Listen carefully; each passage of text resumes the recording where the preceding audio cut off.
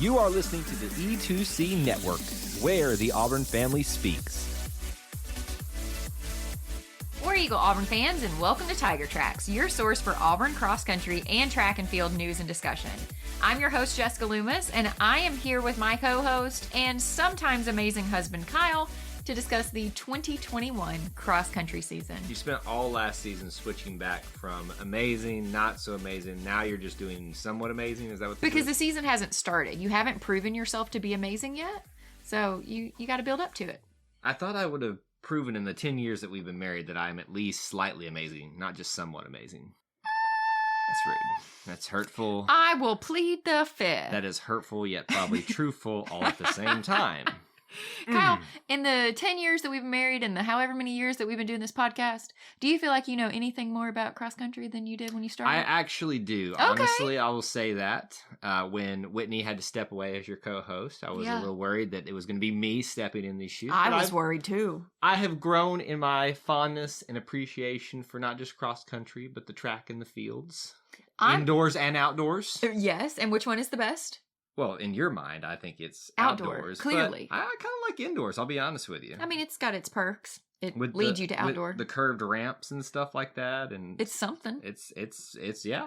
I'm also proud of you for knowing that it's cross country and not cross crunchy. Well, I'm sure one of those is going to be dropped at some point in this podcast, so don't worry, friends. And I will obviously this season continue my fear and abhorrement of sand traps. No, that's fair. That's if you've been here for a while, this is what's going to happen. I'm going to get upset about that at some point. I hope you do realize, like, it's not quicksand. It's not something from a matter. Bugs Bunny cartoon. It doesn't matter. Sand traps are just horrible, and regardless. It's really not. It is. There are people that run on the beach all the time. And I've ran on the beach. Have you ever done that? Yeah, it's hard. It's awful. So, welcome back to cross country season. Welcome to 2021. Kyle and Jessica have not changed and still argue. But here's the thing. I think you have had quite the year and off season with the Olympics. Man, hello. I know cross country wasn't part of it. Well, technically it was. Okay, so there were marathons. There was distance running. There was the steeplechase, which has nothing to do with cross country, but it's a long race. Would you consider the marathon an urban cross country? No. Because they don't have to go over really obstacles or anything like that? So that's a street race. Right. Well, so what qualifies a cross-country race for you? You have to not be on the street. Okay, that's fair, but like, does it require you going over different terrains, elevations, all that kind of stuff? Yes. So simply because they are on a somewhat level street and just make turns and stuff like that, that is not, the distance alone is not enough to qualify cross-country for you. Correct. But also, so like marathons, there are super marathons, and then what's that thing called? Oh, gosh, my friend John is so mad at me right now. He used to do, is it ultra marathons? Where it was 100 miles? It was something insane. Literally, like you have to have a chase car behind you. This has nothing to do with Auburn. Well, it's setting the stage for another cross-country season. Yeah, here we are. 2021, new cross-country team, new coach. I would say new and improved for us, but that's not the case. Nope. Well, let's talk about that coach. Old and dilapidated for us.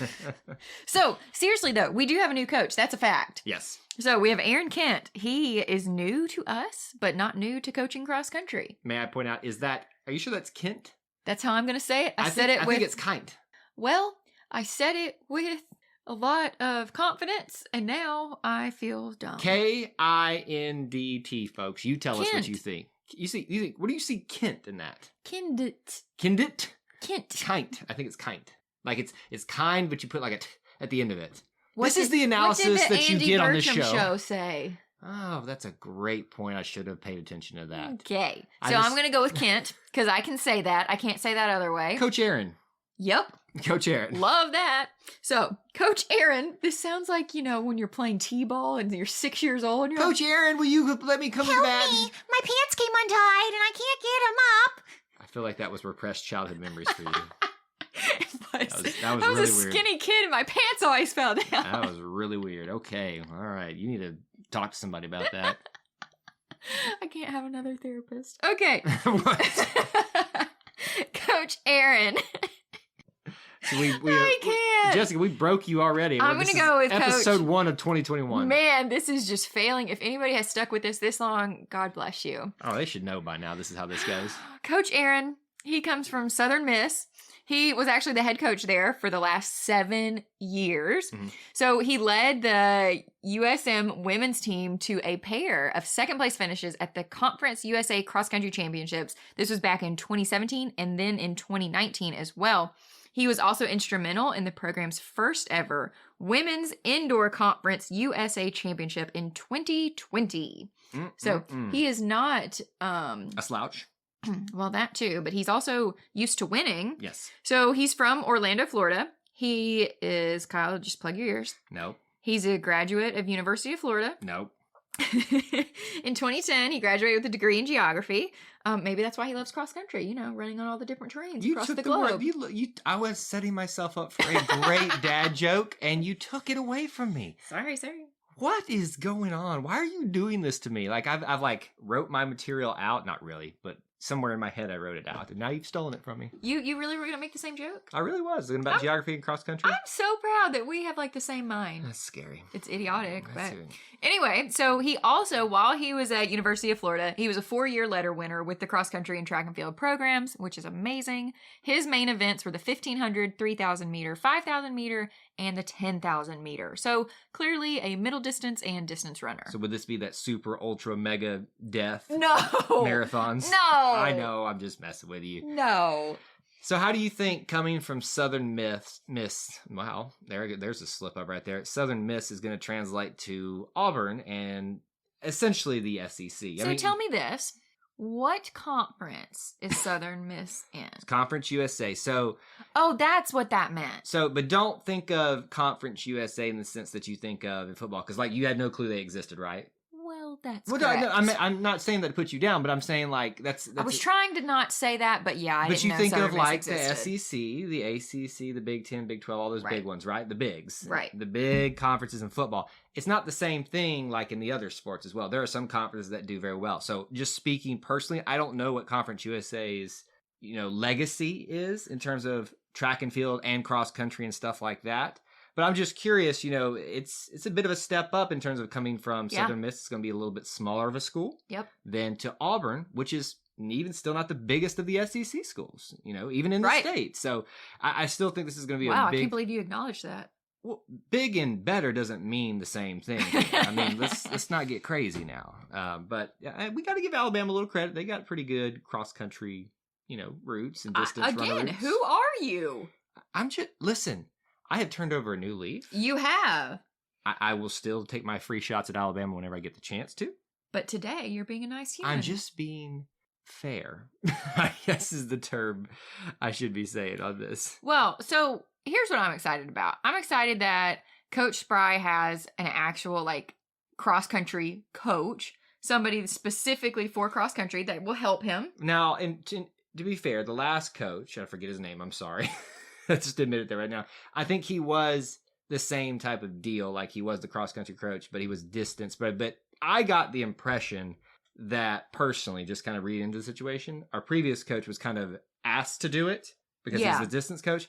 This strikes me as it was a hire because of this, but he's going to help with the distance and track and field as well.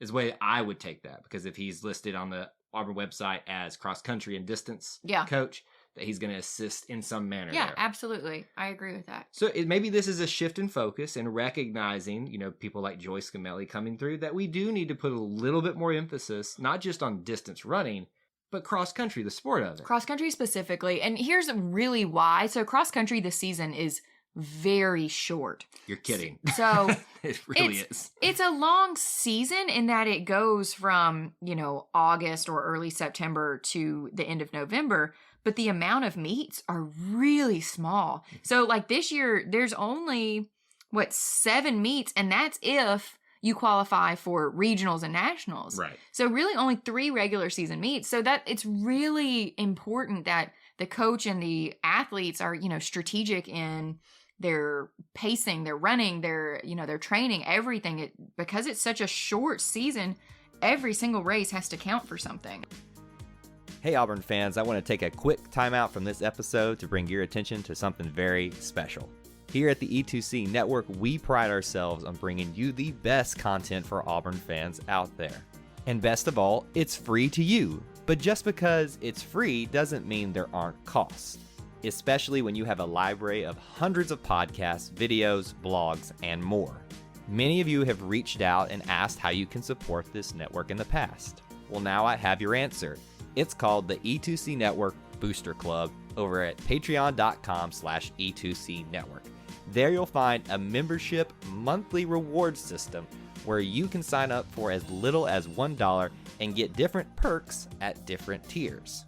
Some of those perks include things such as apparel, eligibility to join us on future podcasts, recognition as an E2C Network booster, exclusive communications, and bonus content that is available nowhere else. If you love this network and want to help us keep producing podcasts like this one, please head on over to patreon.com/E2C Network to join the E2C Network Booster Club. You can also get there by going to our website, e2cnetwork.com/support. Whether you decide to join or not, we are still so appreciative that you would support us by just listening and being here, because each and every one of you is part of our E2C Network family. Well, that's it. Timeout's over. Let's get back into the episode. Maybe for the layman out there like me, that's just kind of learning along the way. You're the pro at this type of stuff. Not pro. Well, you're more of a pro than most of us who don't follow cross country traditionally. This is the way it works out in my head, and I understand, because the question is, why so few of meets?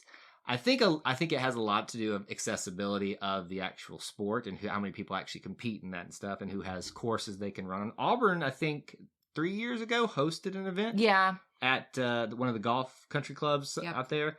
So, it's rare for Auburn to do that. So there's just not a lot of... and it's really hard because golf courses, of course, are great running areas. Except for the sand traps. So, but no, that's a really great course. However, most golf courses obviously are so meticulously groomed and, perfected. They don't want a bunch of cross-country spikes out there ruining their turf. And I forget that they run on spikes too. So yeah, it's that's not a great point. True spikes, but it's cross-country spikes. So they're smaller. They're going to make less of a hole in the ground, right. But essentially you're making a hole in a golf course, and golfers get very mad if you mess up their turf. Just do golf courses, but that's something that's very no. easy I'm to just be saying, accessible. I'm just making sure people know that that's not like the only thing that we run on. No, definitely. It's kind of a rare thing, but I'm saying it's a great course because golf courses are typically hilly. They've got different types of terrain, obviously. They're big enough to have a 5K on them. Mm-hmm.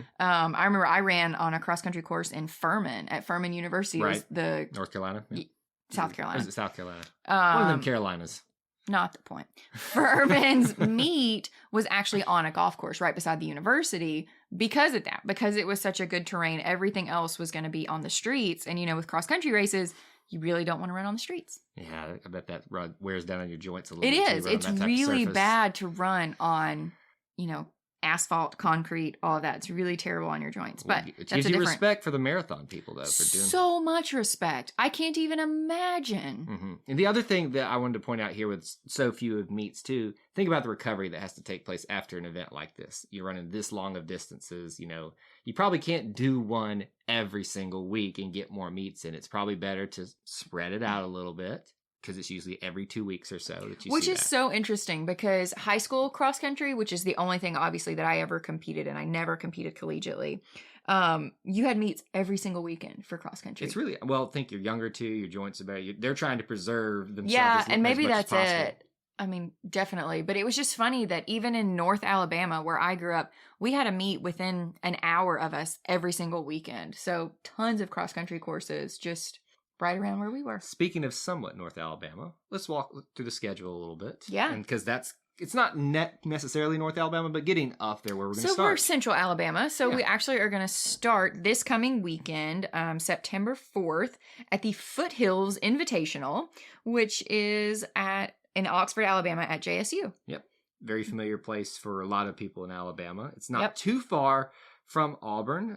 You can kind of take some back roads to get up there if you want. I've taken that route before. It's kind of scenic, kind of pretty.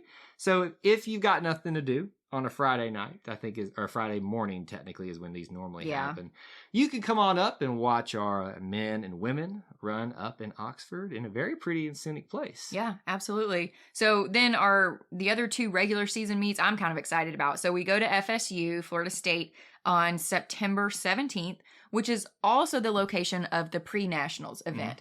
So it's really important for them to go to the meets, you know, where they can run the course one time so that pre-nationals meet, they can really know the course already. And then your probably favorite, I think this is really cool. They're going to the Notre Dame Invitational on October 1st. Well, I think it's cool itself. What I see is a progression here, and this is just me reading into stuff, so I may be incorrect, but let me go there. So I would suspect that the Foothills Invitational at JSU going to be somewhat of a, not that it's not going to be competitive, but just a lower competition. It'll probably be more local stuff. Yes. Great way to get everybody's feet wet, but you know, but feet sweaty. That's gross. But it's true though. FSU would be like a next step up, and like you said, it's great that they get to see what they're going to see later on in the season for. And just as a reminder, FSU has some great distance runners that come out of their program every single season. I would suspect that the Notre Dame invite is going to be probably one of the bigger ones. Of course. Reading into what, you know, it's a big school, it's a big name, it draws in a lot of people. The fact that it's drawing in somebody from the SEC. Yeah. I think that you're going to see a lot of people from all parts of the country congregating there to kind of really get a good test before you get a little bit closer to pre-nationals and nationals and all that stuff. Yeah, absolutely. So then we talked about there are 4 postseason meets, technically. Is that one really a postseason? Is it really? Well, it's not a regular season. That's true. That's fair. So pre-nationals, like I said, is at FSU on October 15th. Then SEC Championships, one of my very favorite meets, is October 29th in Columbia, Missouri. What do you think about that? I'm interested. So I didn't know there was a Columbia, Missouri. So you know that's where the Missouri Tigers are, though, right? In Columbia? Columbia, Missouri, yeah. Isn't South Carolina, like the University of South Carolina in Columbia, well, too? you know, there's like an Auburn, Georgia. There's several other like places that have similar names because we're not original at all here in this country. I mean, seriously. But, okay, well. But I just, in terms of it being Missouri, that's not where I would have placed it. I don't know where else I would have. I feel like I don't know a lot about Missouri, but isn't it kind of flatter? No, well, okay, never mind. Kyle and I don't know. I feel like it's getting closer to that part where it starts getting a little bit more hilly. It's closer to the plains, like Kansas and Oklahoma. Right, and I thought Kansas and Oklahoma were a little bit flatter. They're flat, but they're kind of, it's like plains. You know, that's what the Great Plains is what it's called. Right. So I would imagine it'd be hilly. It's like we get the loveliest village on the plains because we're very hilly in terms of or the rest of Alabama. Yeah, we'll have to talk about that statement later. I still don't understand what the loveliest village on the plains is really about, but because we're on the plains of Alabama and we're very lovely and small, the loveliest little village. Who came up with that? Was that George Petrie? I wouldn't be surprised. Aren't you glad I knew that name? I'm actually shocked you knew that name. I should win some brownie points for that. We'll see.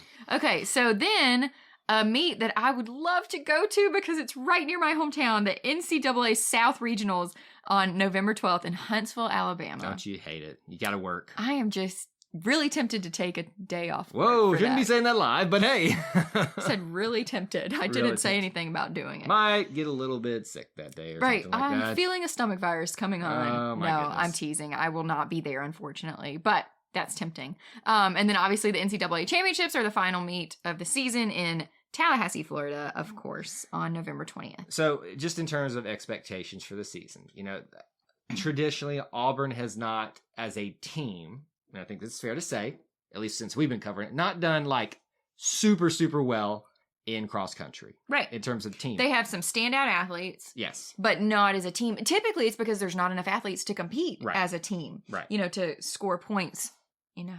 And I think if I remember from listening to Andy Burcham talking with Coach Aaron this past week, there was a mention of some athletes that for us that are still kind of working back to getting with the team because they were competing in the Olympics this year and stuff like that. Have been through a lot of training and stuff like that. But so they're not necessarily. I thought we were talking track and field and cross country. Well, we are not gymnastics like Suni Lee. Well, Suni's not running this thing, even though she probably could, and she'd win America's hearts all over again. I mean, that girl. But anyway, we're not talking gymnastics. So, you know, there's probably still some going to be changing up with the roster and things like this. But yeah, I'm very, I guess, I hope that this is going to be the start of maybe a upward trajectory for the team and not just the individuals, because we've had a lot of great individuals. Yeah. Brenda Kigan, Joyce Camelli over the past few years. Mercy Kiprop.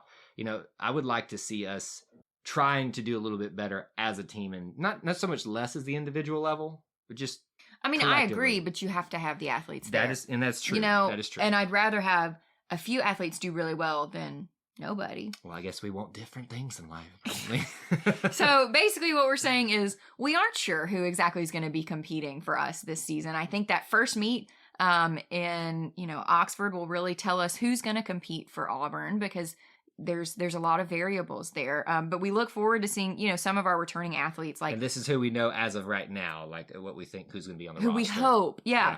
Lindsey Grenier, Hannah Dial, Gigi Maddox, Samantha Rogers, Hannah Tarwater. These are all names that we were familiar with for the women's side Especially last the women, year. Yeah. Yeah. And, Samantha Rogers, obviously sister to Evan and Jack Rogers. We just love that family. They're just so fun to follow. Mm-hmm. All three of the Rogers siblings have done really well on the collegiate level. So it's just exciting to get to watch them. Obviously, Jack Rogers graduated, but brother Evan is going to be back this year. Carson Beddix, Ryan Kinane, Dustin Lewis, and hopefully Jackson Thomas as well. So, we do have a lot of returning people, just not sure who's actually going to be running and competing based on injuries and other variables. And how nice is it this year where we just kind of had to, on a whim, start doing our podcasts because we didn't know when the season technically was going to start, and I think they were still trying to figure it out with COVID and all that kind of stuff. So this year, actually having it come out, here's your schedule, this is what we're going to be doing. It looks like everything's going to be much safer to do these days. Hey, let's go run some cross country, guys. Amen. It's going to be fun. So we're looking forward to it. Obviously, we will be back next week after the Foothills Invitational, which takes place September 4th at JSU in Oxford, Alabama. So Let's War do Eagle. it. War Eagle. Thank you for tuning in to today's episode on the E2C Network. On your way out, I want to remind you to stop by e2cnetwork.com. It's your one-stop shop for all our content across our podcast, YouTube channel, and much more. To stay up to date with us, make sure you're following social media accounts such as Facebook, Twitter, and Instagram. While our content here may always be Auburn sports heavy, if it's orange and blue, it's what we do. War Eagle.